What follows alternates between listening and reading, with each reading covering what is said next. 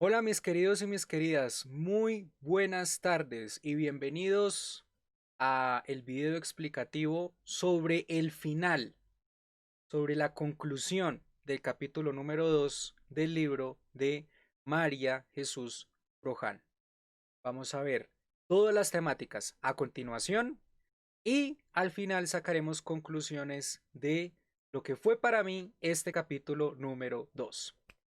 Vamos a comenzar. Muy bien, mis queridos y mis queridas.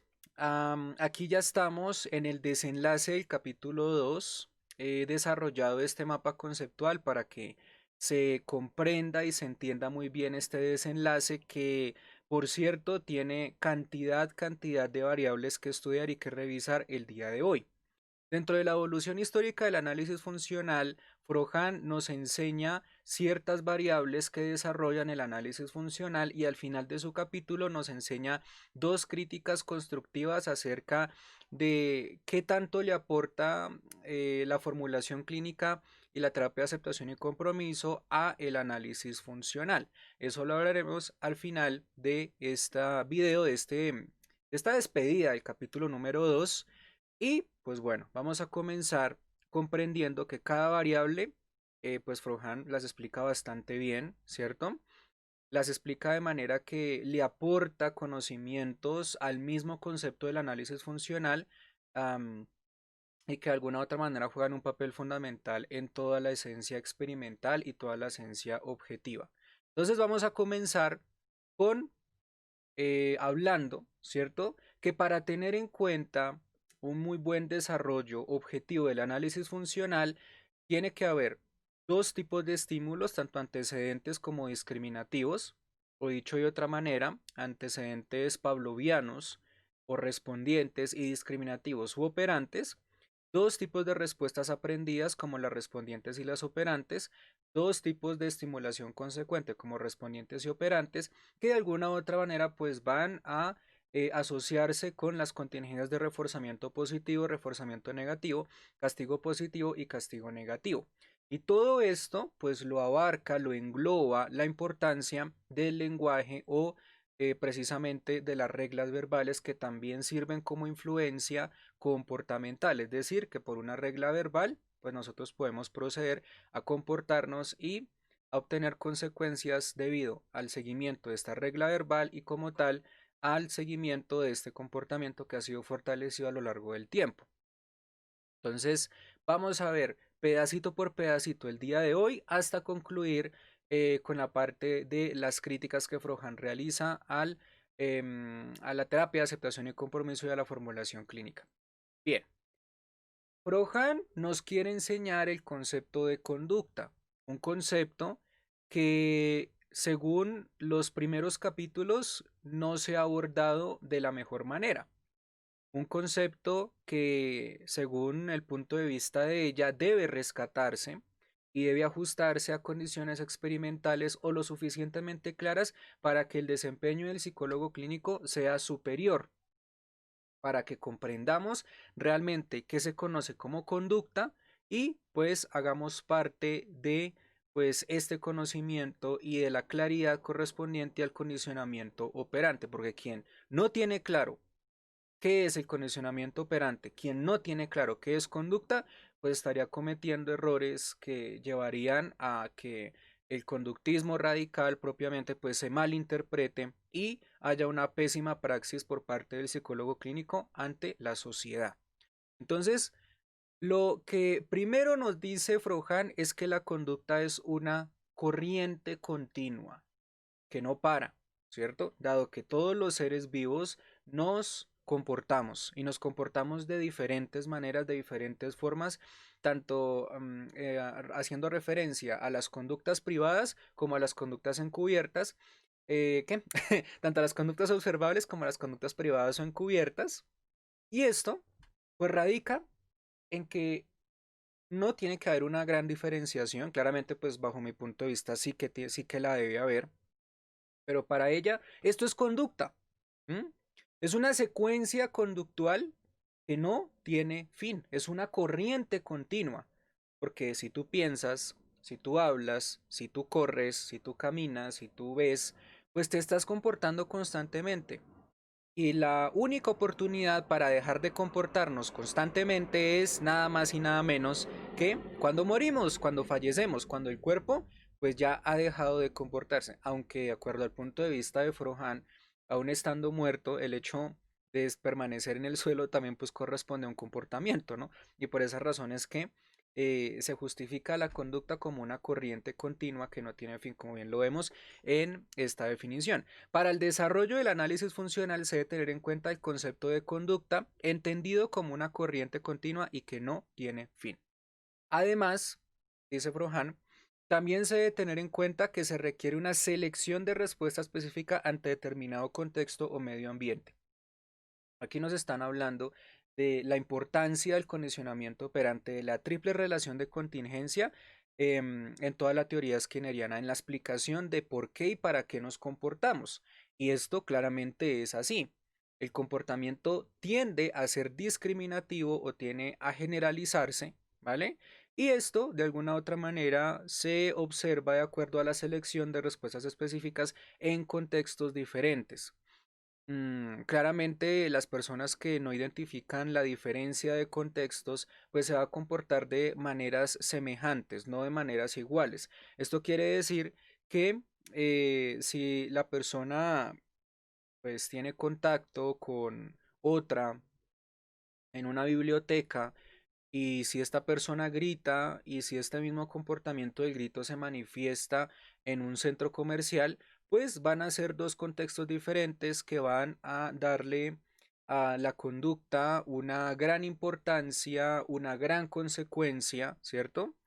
Y que de alguna u otra manera se puede asimilar o se puede comprender que si bien esta conducta pues obtiene una función determinada que puede ser la atención, pues no puede ser una conducta del todo similar, ¿vale? ¿Por qué? Porque puede que en la biblioteca se grite menos, aunque se grite, y en el centro comercial pues se grite mucho más o de otra forma o de otra manera, teniendo más libertades para emitir otro tipo de ruidos.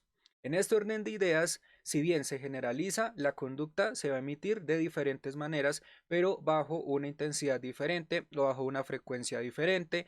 am, y esto de alguna u otra manera, nos da a entender que a pesar de la generalización, siempre se va a distinguir el contexto por las consecuencias que se obtienen en el mismo. Y naturalmente, si en la biblioteca, una vez que gritamos, pues nos castigan, en teoría la conducta tendería a inhibirse, a pues disminuir su frecuencia, su intensidad.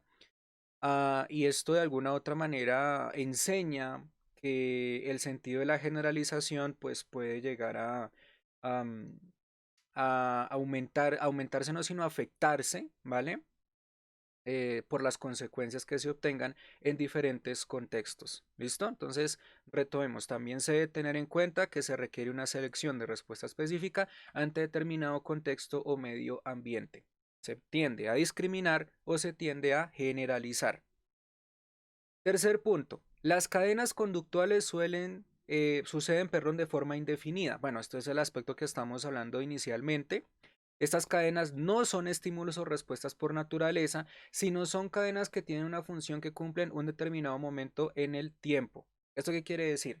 Que una cadena conductual no es que se dé por naturaleza misma, sino claramente se ve viéndose afectada, perdón, por las consecuencias que pueden ocurrir en el contexto. Y eso claramente nos lleva a comprender el punto anterior sobre la discriminación y generalización.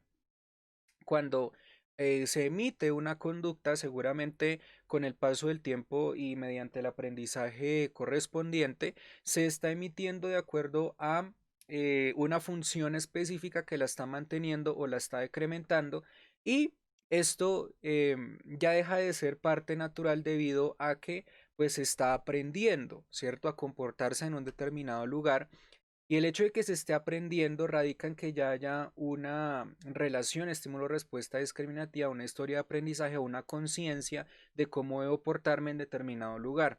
Y seguramente eso le quita la parte em, natural, ¿cierto?, de comportarse de forma condicionada a comportarse de una manera aprendida. El siguiente punto dice, para el desarrollo del análisis funcional se debe asumir a las respuestas como estímulos discriminativos, ya vamos a hablar de eso que también complementa el punto anterior, de otras respuestas anteriormente reforzadas y así asumir una cadena conductual. ¿Esto qué quiere decir? Que las conductas no es que se dan por sí mismas, se dan de acuerdo a una secuencia anterior de otras respuestas emitidas anteriormente, ¿vale? Por ejemplo, aquí yo coloqué el encadenamiento. Cada respuesta que yo dé será considerada una señal o un estímulo discriminativo que me va a poder facilitar otro comportamiento asociado a esta señal. De manera que, pues es muy importante que este estímulo discriminativo también se fortalezca de acuerdo a las consecuencias y se conserve su emisión en el sentido de ser, pues, consecuencias absolutamente reforzantes. ¿Vale? Si hay un castigo, pues seguramente la cadena conductual se deteriorará o se inhibirá.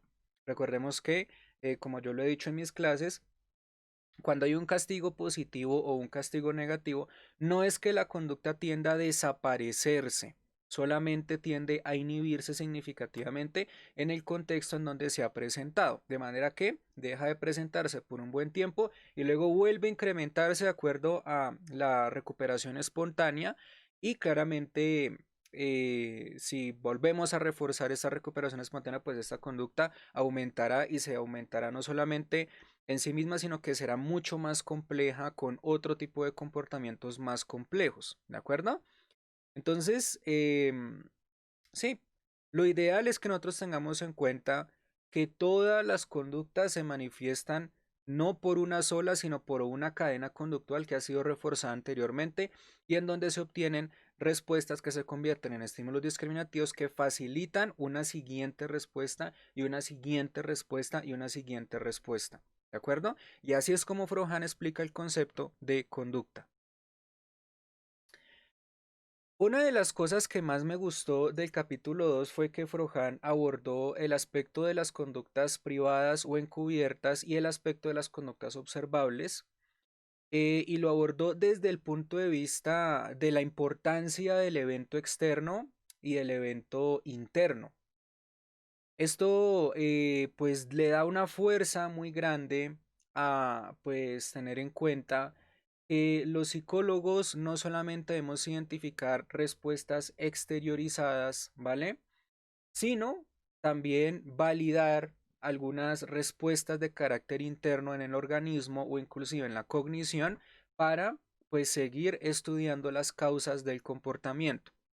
Entonces, esta diapositiva que tenemos aquí pues expone las razones que Frohan tiene para pues darle mayor credibilidad a tanto a los eventos externos como a los eventos internos dentro del desarrollo del análisis funcional. Nos dice lo siguiente: si bien la definición topográfica es un aspecto muy importante para el desarrollo del análisis funcional, es decir, si bien es importante observar el comportamiento de la persona, no debemos quedarnos única y exclusivamente con lo que vemos a nivel externo, sino también considerar otras variables de carácter interno, como pueden ser los diagnósticos mentales, los diagnósticos físicos, que es todo lo que yo le hablo a mis chicos en los talleres personalizados de análisis funcional y ABA, ¿vale? Como variables adicionales que naturalmente pues van a servir para pues estudiar con mayor rigurosidad el comportamiento y las topografías ciertamente basadas en respuestas fisiológicas, cognitivas y motoras de un individuo. Por lo tanto, reconocer los eventos externos y reconocer los eventos internos como parte del comportamiento o causa comportamental, pues va a ser muy importante. No hemos quedarnos con un solo punto de vista, porque eso sería algo reduccionista en el caso de la conducta observable, sino quedarnos con otros puntos de vista como los eventos internos que naturalmente van a darle una explicación mucho más fuerte a esa estimulación antecedente, por ejemplo, donde tenemos un evento y estos dos, un contexto y estos dos tipos de eventos externos que permiten justificar mucho más con precisión la esencia del comportamiento o sus respectivas causas.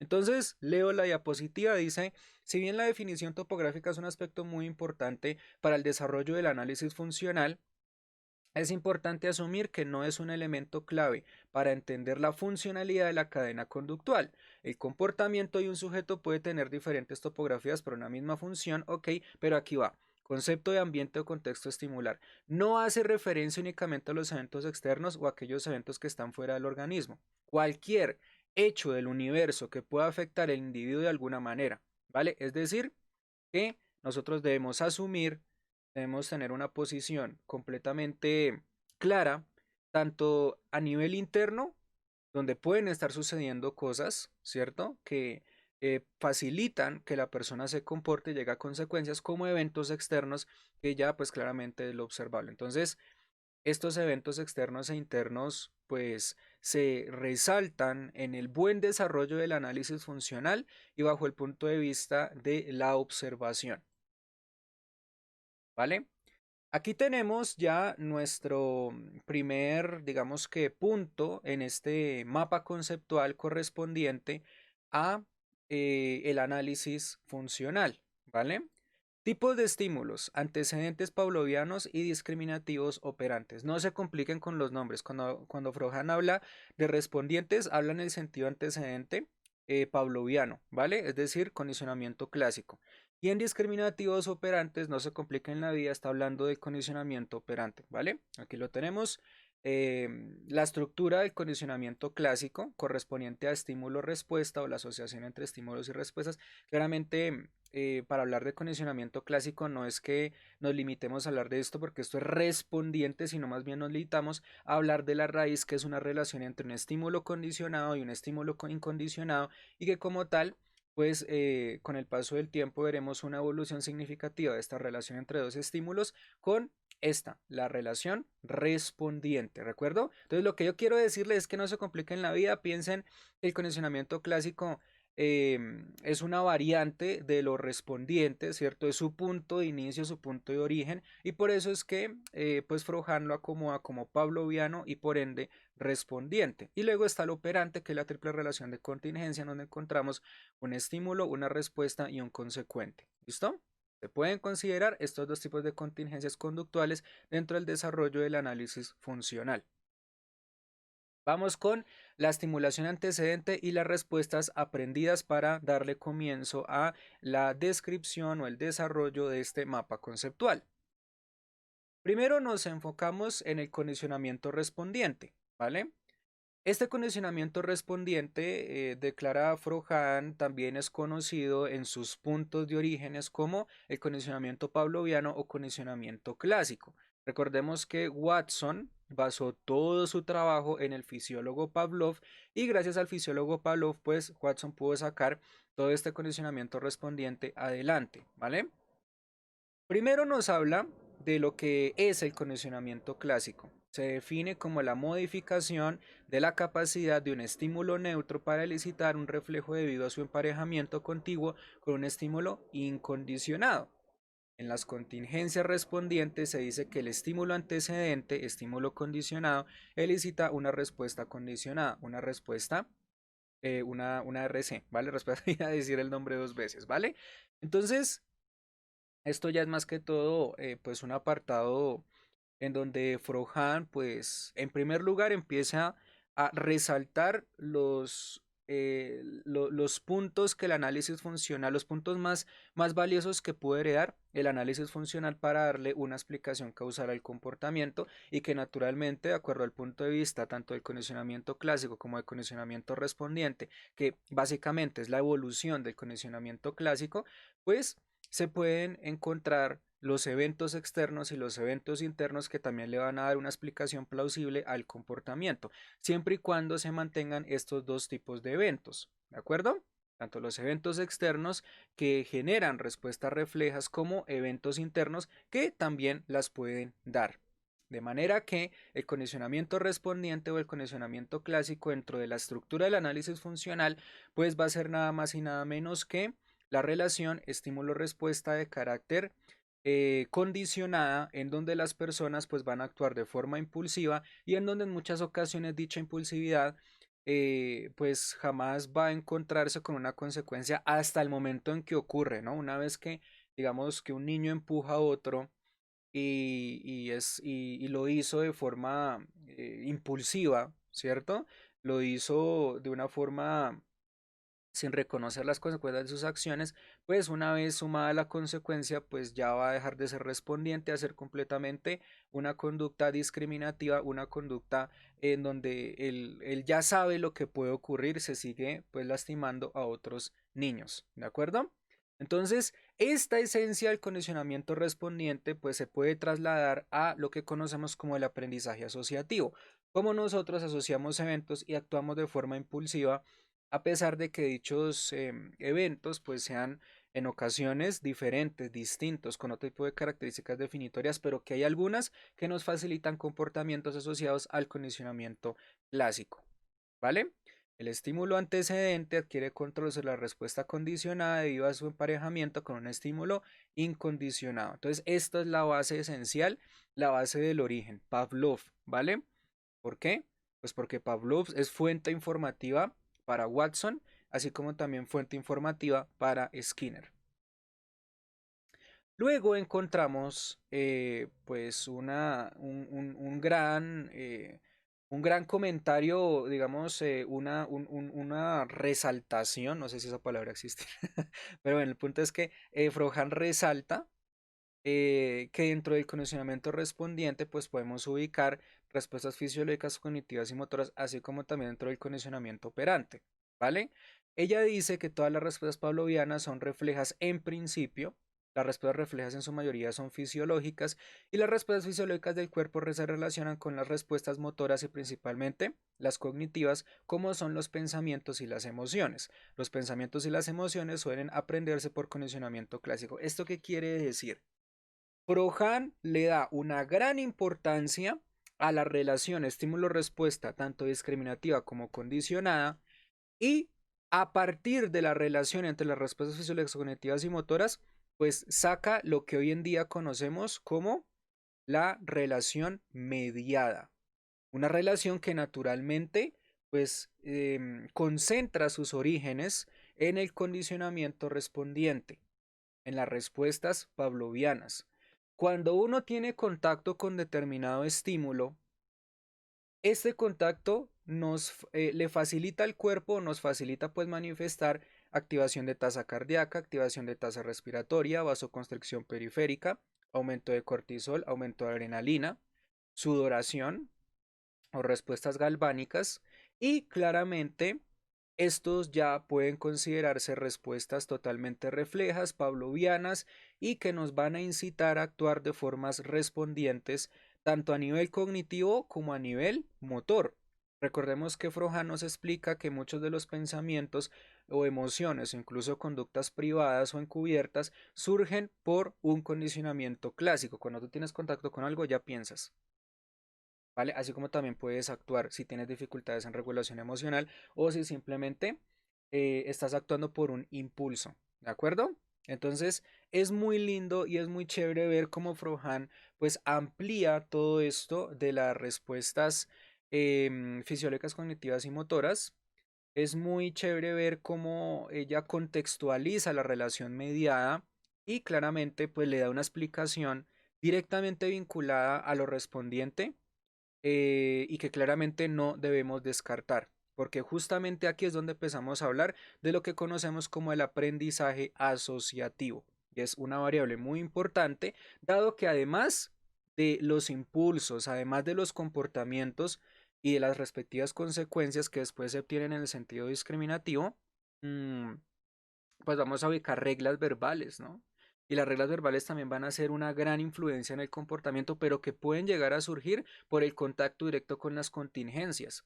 Y a pesar de que surgen por el contacto directo con las contingencias o por la conducta moldeada por las contingencias, pues surgen otros aprendizajes o surge un aprendizaje basado en seguir pues una regla, un comportamiento que termine teniendo algún tipo de consecuencia y esta consecuencia fortalezca la regla verbal y asumimos las reglas verbales también como eventos internos. ¿De acuerdo? Todos los pensamientos, todas las emociones se pueden ubicar tanto en términos cognitivos como en términos de eventos internos.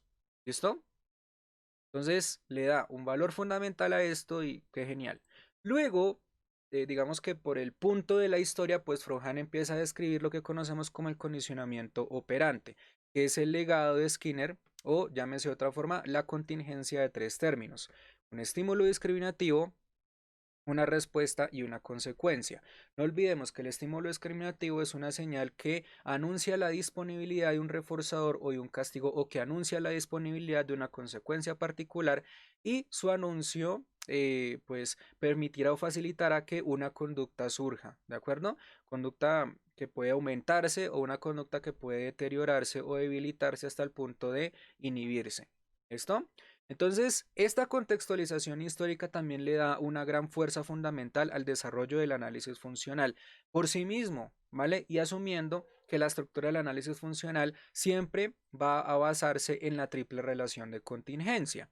También basarse en el sentido de la relación estímulo-respuesta de carácter discriminativo, que como ya sabemos es cuando el sujeto es consciente de las consecuencias de sus acciones y entonces decide comportarse o dejar de comportarse en un contexto o en diferentes contextos determinados, ¿vale? Aquí ella desarrolla pues los siguientes argumentos, los siguientes puntos de vista correspondientes al condicionamiento operante. Dice, la contingencia operante se define como la relación entre el estímulo antecedente en presencia del cual se emite o deja de emitirse una respuesta y seguido de esta respuesta se da un estímulo consecuente que está asociado a contingencias de reforzamiento positivo, reforzamiento negativo, castigo positivo y castigo negativo, ¿vale? La respuesta operante está bajo el control del estímulo antecedente. Se adquirió el control del estímulo antecedente porque en su presencia, ¿vale? En presencia de dicho estímulo es donde la conducta surge.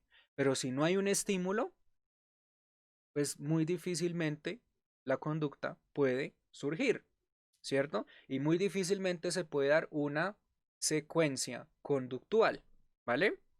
Necesitamos de cualquier estimulación, pero el punto, y según lo dice Alberto Plazas, es que los estímulos discriminativos, a decir verdad, no es que sean muy fáciles de identificar. Si bien tenemos eventos externos o eventos internos que sirven como justificación para decir que es un estímulo antecedente, pues tenemos que estar con la seguridad mucho más grande que cualquier otra o con el simple hecho de pues contar como un estímulo que ese estímulo no por sí mismo, sino porque se ha convertido en estímulo dado que fue una respuesta anterior. Y así empezar a identificar la dificultad de reconocer qué es un estímulo discriminativo. Según Alberto Plazas, que fue mi profesor en el posgrado, un estímulo discriminativo no es muy sencillo de identificar debido a que pues todo puede representar una secuencia conductual. ¿De acuerdo? Ah, en los eventos externos y en los eventos internos, pues vemos situaciones claramente que ocurren y que pueden justificarse como un estímulo discriminativo, pero es necesario pues estudiar estos eventos externos, estos eventos internos para pues declarar si efectivamente es o no es un estímulo discriminativo. ¿De acuerdo? Y claramente, pues ya volviendo al tema de Frohan, estos estímulos siempre van a tener un control riguroso sobre la conducta y en el sentido también, como lo dice Alberto Plazas, de que va a anunciar una consecuencia o un consecuente mucho más adelante. Recordemos que el consecuente o la estimulación consecuente se divide en dos tipos de consecuencias, consecuencias inmediatas y consecuencias demoradas, ¿vale? Y esto le hará entender al sujeto, ¿sí?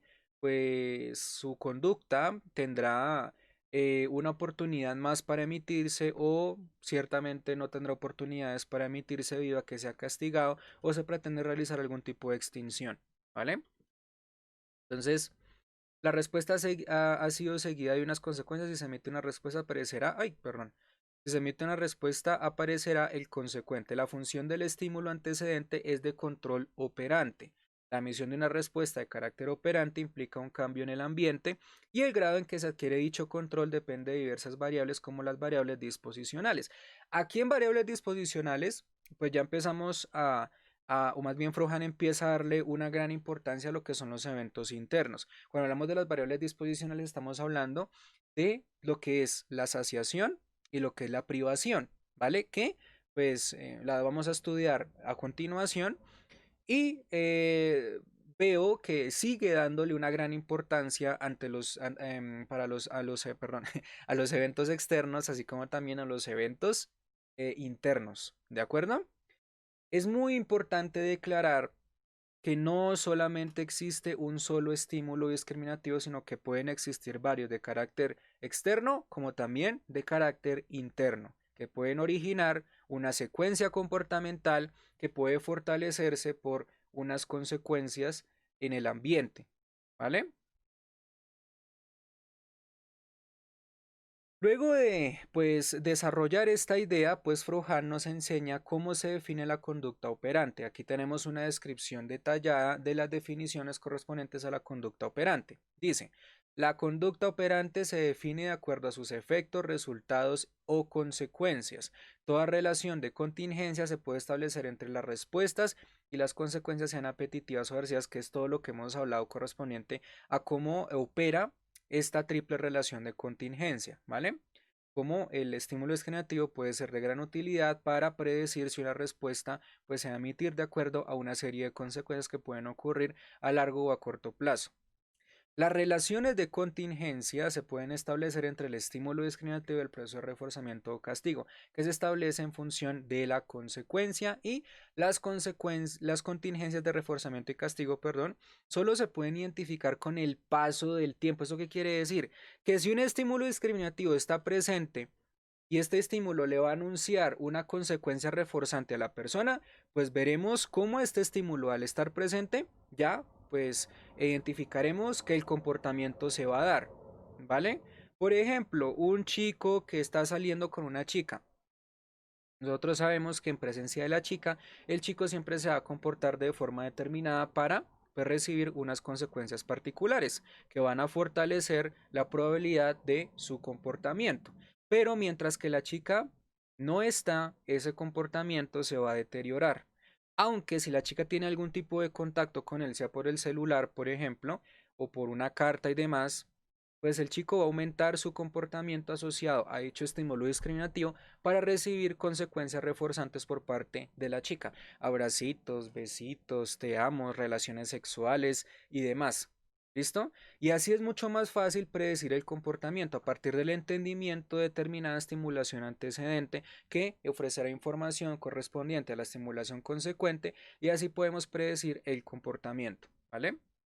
Entonces, las condiciones de reforzamiento o castigo solo se pueden identificar con el paso del tiempo, cuando se comprueba que el estímulo consecuente tiene el efecto de fortalecer o debilitar una conducta. Y si bien tiene el efecto de fortalecer o debilitar una conducta, pues sabremos que siempre que se manifieste ese estímulo discriminativo, pues el sujeto va como a pensar dos veces cómo comportarse, ¿cierto? Si a inhibir comportamiento o aumentarlo. Sobre las consecuencias y el refuerzo, únicamente sabemos que algo refuerza, no refuerzo, sino refuerza, perdón, que algo refuerza si aumenta la probabilidad futura de aparición de la respuesta en cuestión.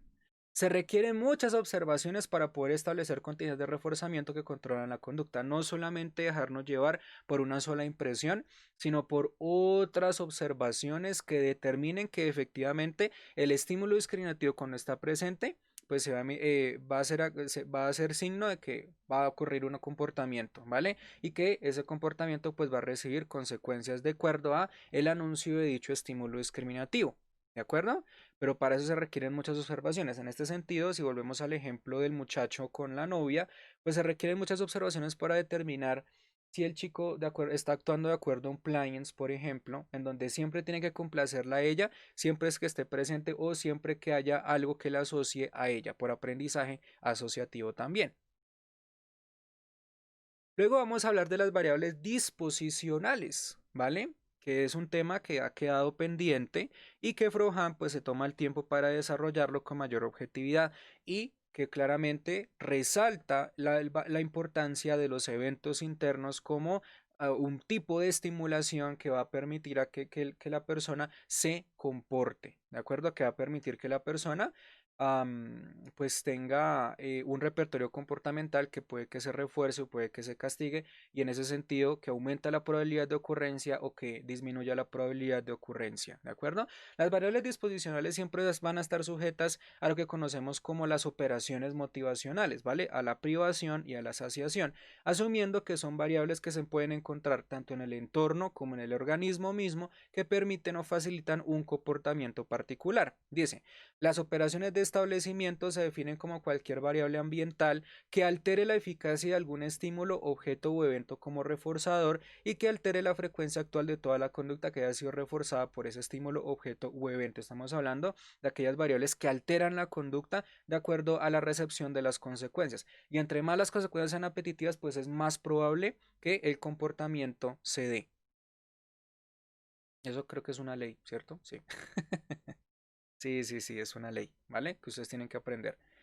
Variables disposicionales. Para el desarrollo del análisis funcional vale la pena hablar de las variables disposicionales. Y estas son una serie de características acerca de las variables disposicionales. Quiero comenzar por esta azulita que estamos viendo acá. Pueden alterar la efectividad del estímulo como reforzador o como castigo. Todas las variables disposicionales pueden ser vistas como operaciones de establecimiento, tanto de privación como de saciación. Pero no olvidemos que, si bien se asocia la privación a la saciación, pues también podemos encontrar variables disposicionales en el entorno, por ejemplo, ¿cierto? Asumiendo los eventos externos. Pueden alterar la capacidad elicitadora de un estímulo incondicionado o condicionado y la capacidad evocadora de un estímulo discriminativo. ¿Mm? Es decir, que le pueden dar facilidad a un comportamiento para emitirse de acuerdo al contacto con un estímulo incondicionado o condicionado, o sea, por algo totalmente respondiente, como también algo totalmente discriminativo. O sea, no importa si encontramos, por ejemplo, ausencia de relaciones sexuales o ausencia de alimento o ausencia de agua, que sería en este caso la variable asociada a la privación, sino también podemos encontrar y que pues obviamente genera comportamientos impulsivos tanto a nivel fisiológico como a nivel comportamental, sino también podemos encontrar otro tipo de eventos externos ya ajustados en el condicionamiento operante que le van a anunciar una consecuencia particular al sujeto y por ende, pues el sujeto se va a comportar para llegar a un punto de saciación, ¿vale? Todas las secuencias funcionales pueden verse afectadas por las variables disposicionales. Ya sabemos por qué. Si yo estoy privado de algún tipo de estimulación, ¿vale? Pues obviamente esto va a afectar mi comportamiento, va a afectar mis respuestas fisiológicas, cognitivas y motoras, claramente. Y de esta manera, si bien afecta estas respuestas, pues claramente está afectando la misma secuencia. Las variables disposicionales ejercen un gran peso en la triple relación de contingencia a pesar de no verse de forma directa. ¿Esto qué es? Pues que las vemos tanto de forma directa a nivel de los eventos externos como de formas indirectas a nivel de los eventos internos. Y finalmente, toda variable motivadora es un cambio en el organismo o en el medio ambiente que con el paso del tiempo altera las funciones de los estímulos y de las respuestas aprendidas, que pues es básicamente lo que hemos hablado correspondiente a la afectación tanto del entorno como del organismo, que le permitirá dicha afectación pues facilitar un comportamiento al sujeto y llegar a consecuencias asociadas a la saciación, ¿vale? Y claramente si llegan a la saciación pues estaremos hablando de que hay una función conductual que eh, como contingencia va a hacer del comportamiento algo mucho más probable o algo pues no tan probable en el sentido de que se puede inhibir el comportamiento, que puede ser un comportamiento ciertamente variable, ¿vale? Totalmente intermitente o un comportamiento fijo. ¿M? Finalmente, para pues luego ya pasar a las críticas que Frohan tiene sobre la formulación y sobre ACT, pues resalta el valor del lenguaje como otro de los eventos tanto externos como internos. El lenguaje juega un papel fundamental en el estudio del comportamiento debido a todo lo que hemos hablado, ¿cierto? Más que toda la parte del contacto directo con las contingencias o, dicho de otra manera, la conducta moldeada por las contingencias. cuando uno recibe una consecuencia particular, luego de haberse comportado, pues uno aprende digamos que uno aprende reglas que van a dirigir el comportamiento, que van a controlar la conducta y ciertamente por las mismas consecuencias que se obtuvieron. ¿M? Por esa razón, el papel del lenguaje es fundamental dentro de la estructura del análisis funcional, asumiendo el lenguaje como eventos internos, sean reglas verbales, pensamientos y propiamente dicho en la conducta misma. ¿Qué quiere decir esto?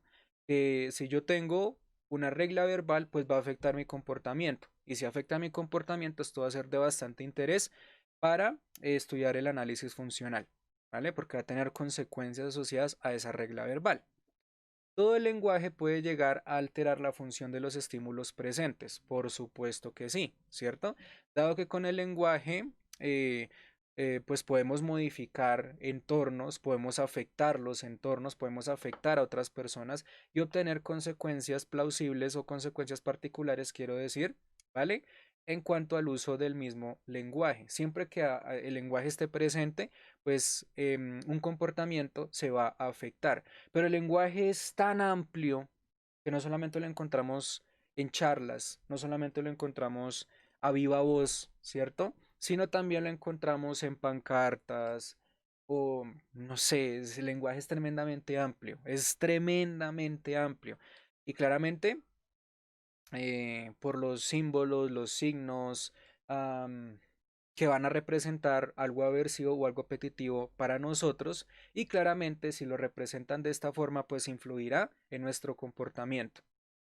Las reglas verbales influyen significativamente en el comportamiento, regla verbal como estímulo especificador de contingencias. Ya hemos hablado mucho acerca de la relación entre las reglas verbales y el contacto directo con las contingencias o la conducta moldeada por las contingencias, como nosotros aprendemos de maneras, digamos que de maneras informativas, en donde una persona pues nos advierte algo y nosotros seguimos eso que nos dice la persona porque estamos afectados por lo que nos dijo, o cómo aprendemos de nosotros mismos y creamos nuestras propias reglas verbales de una manera mucho más directa con las contingencias. ¿Listo?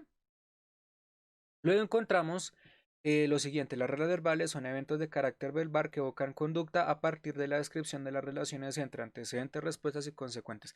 Bueno, básicamente se, se concluye una y otra vez lo que yo estoy diciendo correspondiente al lenguaje, así que pues no voy a ser más redundante, ¿ok? Y algo muy valioso que nos dice Frohan, basado en Vargas y Pardo, es la definición de una regla verbal. Es una verbalización que señala una relación de contingencia regular generalizable a distintos contextos que potencialmente pueden alterar la función de los elementos de la secuencia conductual. Verbalización que señala una relación de contingencia regular generalizable a distintos contextos que pueden alterar la función de los elementos de la secuencia conductual. Una regla verbal puede alterar el comportamiento en diferentes contextos. ¿Mm? Una regla verbal aprendida se aprende por las contingencias que se han obtenido. Una regla verbal aprendida es completamente una variable que se puede estudiar de acuerdo a una generalización o una discriminación. Cuando el sujeto empieza a tener un contacto con un ambiente específico, y aprende a cómo comportarse en este ambiente específico, puede que estos comportamientos se repliquen en otros ambientes de acuerdo al aprendizaje de reglas verbales obtenidas en un mismo ambiente. Por eso es que el lenguaje es, o las reglas verbales son altamente importantes en el estudio del comportamiento, ¿vale? Así como también el cambio de otras reglas verbales, que también van a alterar potencialmente el comportamiento. Si por ejemplo tenemos un paciente que es flexible y pasamos a la inflexibilidad, digo, perdón, si el paciente es inflexible y pasamos a la flexibilidad, pues notoriamente encontraremos el aprendizaje y otras reglas que van a ser potencialmente útiles para afectar el comportamiento tanto en un punto flexible como en un punto inflexible. ¿Mm? El concepto de regla es descriptivo. Mediante el análisis funcional se establece la función de una conducta determinada. Toda regla verbal puede facilitar el efecto de un reforzador, así como funcionar como estímulo discriminativo u operación motivadora, que es lo que ya estamos hablando, correspondiente a los eventos internos y cómo estos eventos internos, asumidos como estimulación antecedente, pueden afectar la secuencia comportamental y claramente pueden anunciar una consecuencia particular, cosa que le facilita pues a la modificación comportamental. Finalmente tenemos las críticas hacia la formulación clínica y la terapia de aceptación y compromiso, ¿vale? Las críticas a la formulación, en resumidas cuentas, son más que todo por la cantidad de información que puede haber en la formulación. Ella perfectamente utiliza la definición de Cajolocula, perdón, de Cajolocula. ah, y digamos que resalta que si bien la formulación es un elemento fundamental para describir un caso, lo que le ofrece al análisis funcional es nada más y nada menos que excesiva información que se puede reunir en un contexto de evaluación, cosa que no es nada bueno para el análisis funcional, ya que empezamos afirmando que el análisis funcional es una herramienta necesariamente objetiva para comprender las causas del comportamiento, ¿vale? Entonces, ella critica, ya tiene una posición bastante crítica correspondiente al uso de la formulación. Dice que en cuanto a parsimonia, en cuanto a lo más simple, en cuanto a lo más sencillo, no es que le aporte absolutamente nada. Y otra de las críticas que tiene sobre la formulación clínica es que, pues más allá de la descripción subjetiva que se puede hacer de un caso bajo el punto de vista, bajo los criterios clínicos, ¿cierto? Es el hecho de que eh, ah, resultaría pues involucrando una serie de variables que serían innecesarias o que harían de esta consideración algo más objetivo. ¿Cuáles variables, Juan? Deja de ser tan redundante como la formulación. Pues los planes de intervención. Uno puede involucrar cualquier plan de intervención según Frohan, ¿cierto? Y ahí es donde pues Frohan resalta la dificultad que se tiene hoy en día para, digamos que, pensar en una intervención exacta o precisa, ¿vale? En la formulación podemos hablar de X tratamiento y a pesar de que no coincida con las variantes del caso, ¿cierto? Con las variantes de la conducta, problema, pues nosotros la sugerimos, por ejemplo, técnicas de regulación emocional, ACT o DBT y demás. ¿Listo? Entonces, ella considera que es bastante información dentro de la formulación y más encima un criterio subjetivo de un plan de intervención. Y eso pues claramente no le aporta nada al análisis funcional. Y luego tenemos, uy, esto sí a mí sí me dolió esto, la verdad, las críticas a la terapia de aceptación y compromiso.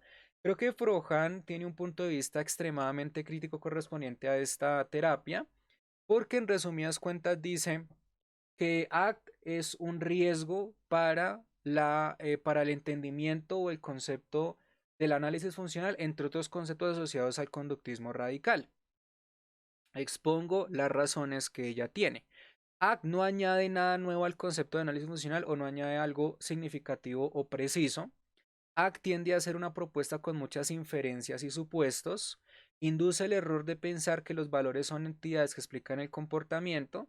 El concepto de flexibilidad psicológica también se asume como causalidad del comportamiento, pero es un concepto redundante.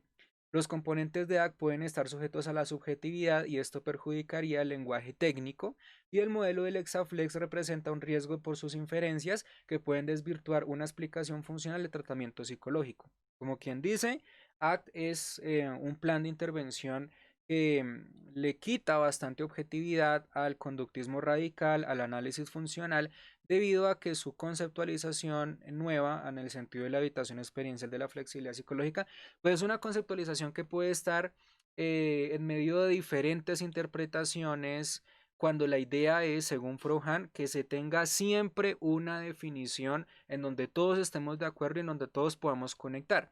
Pero si, por ejemplo, a mí me dicen flexibilidad psicológica, yo, por ejemplo, la entiendo como una habilidad, ¿cierto? Que se aprende en el consultorio, pues, según Frohan, otro psicólogo tendrá otro concepto de flexibilidad psicológica, tendrá otro conocimiento de flexibilidad psicológica, otros psicólogos más también tendrán algo diferente a lo que yo conozco sobre los componentes de ACT, ¿cierto?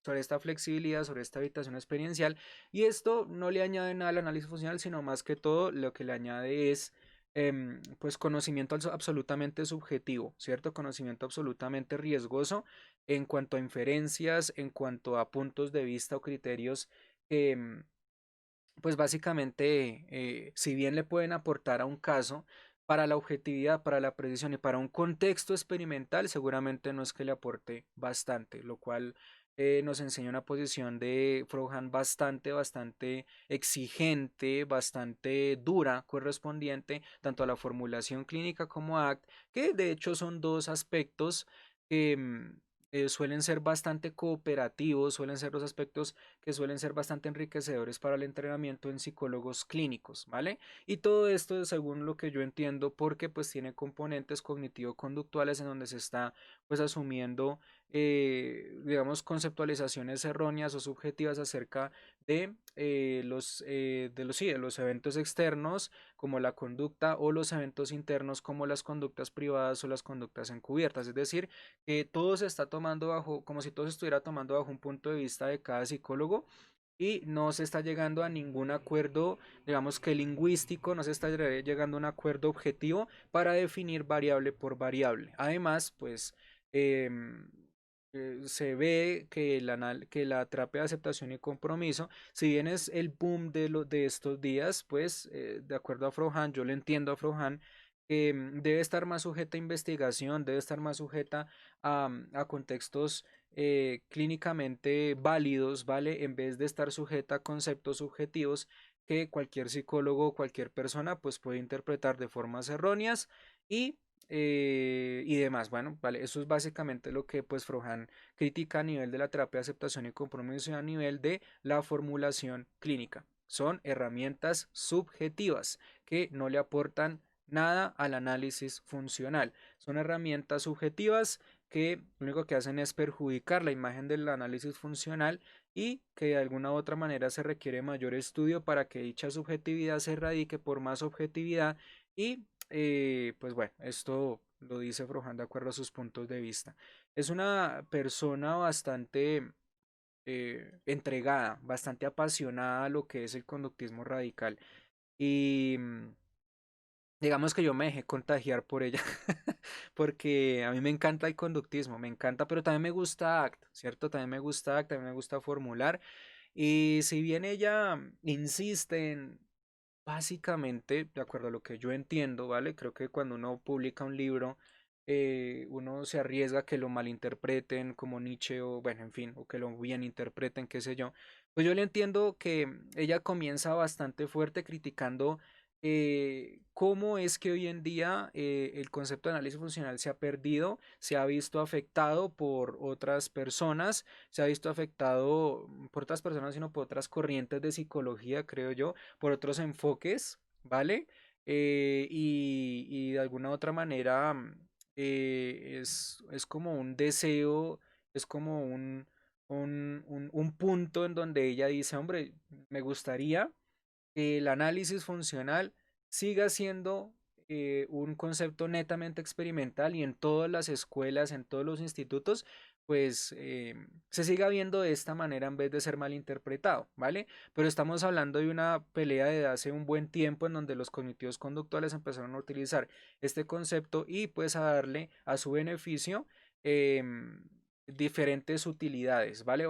Cuando la verdadera utilidad siempre se encontraba en el laboratorio, ¿cierto? Siempre se encontraba en un contexto altamente experimental. Claramente, pues hablar de los consultorios o los institutos de psicología, sí estamos hablando en parte de ciencias experimentales, pero en otras, en otro tipo de casos diferentes, de acuerdo a su diversidad, pues no, ¿cierto? Y esto es lo que pues conocemos como un riesgo subjetivo ante el concepto verdadero, ante el concepto exacto, ante todo el desarrollo de estas variables que vimos el día de hoy. Es un riesgo para lo que son en sí mismas conceptualizaciones enriquecedoras dentro del conductismo radical, ¿vale? En resumidas cuentas, este capítulo 2 pues nos enseña cómo Frohan, pues desde un punto de partida en la historia, describe la evolución del análisis funcional y cómo en dicha evolución, pues el análisis funcional se ha deteriorado, ¿vale? Hasta el punto de malinterpretarlo, utilizarlo de otras maneras o simplemente aislarlo porque no se considera pues una herramienta útil o un punto de vista, un concepto, un paradigma útil el día de cuando realmente pues creería yo que no es así, porque yo personalmente u otros psicólogos pues utilizamos esta conceptualización, realizamos análisis funcionales muy objetivos, ¿cierto? Muy precisos acerca de cuáles son las variantes o cuáles son las variables del comportamiento en el sentido del por qué y el para qué del mismo, ¿cierto? Y pues bajo la divulgación estamos pues intentando, ¿cierto? Que este concepto cobre más fuerza, no solamente en el sentido experimental, sino también en el sentido ya observacional, en el sentido práctico, y pues que todas estas variables que ha explicado Frohan siempre se tengan a consideración, ¿vale? De tal manera que acertemos en decir que el análisis funcional sigue siendo la columna vertebral de todo el conductismo radical, de todo ACT, ¿cierto? De todas las terapias contextuales habidas y por haber. ¿Listo? Mis queridos y mis queridas, muchísimas gracias por su atención. Que Dios los bendiga, que estén bien. Nos veremos en el siguiente capítulo, en el siguiente video explicativo sobre el capítulo número 3, que ya pues vamos a hablar un poco acerca de los postulados filosóficos que le aportan al concepto del análisis funcional y claramente a pues todas las temáticas que hemos visto el día de hoy. Les agradezco mucho por su atención nuevamente. Nos veremos en un siguiente episodio. Hasta la próxima.